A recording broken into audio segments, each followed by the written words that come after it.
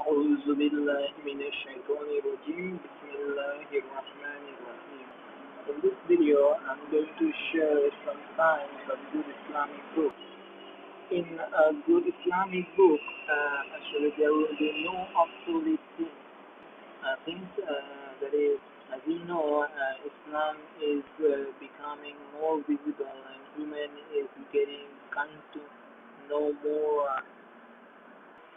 Islam is getting more understood day by day by humans. Uh, so, a good Islamic book should contain the latest information about Islam. একটা উদাহরণ দিলে জিনিসটা আরো বুঝে আসবে। সেটা হচ্ছে একটা ধরেন শবে বরাতের কথাই ধরা যায়।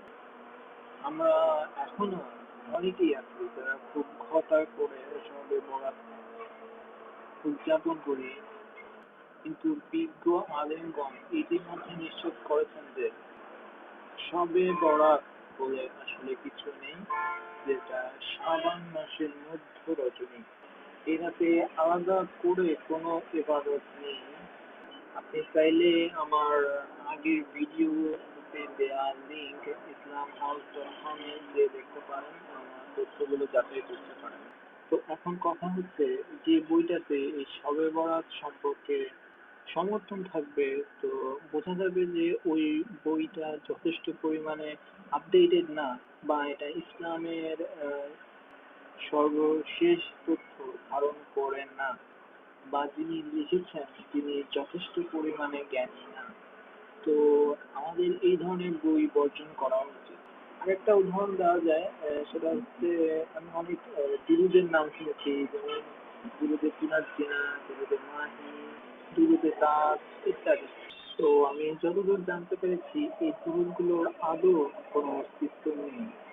তো যেই বইগুলোতে এই ধরনের দুরুদ থাকবে, সেই বইগুলোতে বোঝা যাবে যে এই বইগুলো কতটা নির্ভরযোগ্য নয়।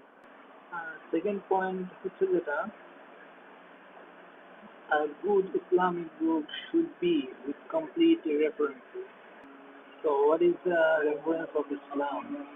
Only two things can be reference of an Islamic book, that is Al-Quran and Sahih Hadith. No other reference, no other stories, no other imagination, no other things. A complete reference means actually it must be clearly pointed out from where that line has been taken, which has been mentioned. If from Al-Quran, which surah and which verse. If from Hadith, from which Hadith book and what is the number of that Hadith. And it also must be justified whether the Hadith is right or wrong.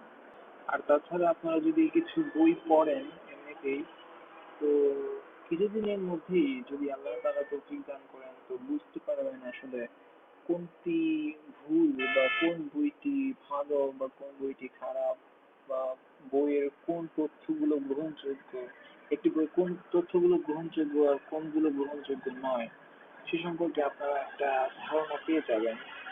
একটা জিনিস মনে রাখবেন, সেটা হচ্ছে ইসলামী পথে একটা ভুল পদক্ষেপ বা একটি খারাপ পদক্ষেপ আপনার ইনকাম এবং পরকাল দুটোই নষ্ট করে দেবে।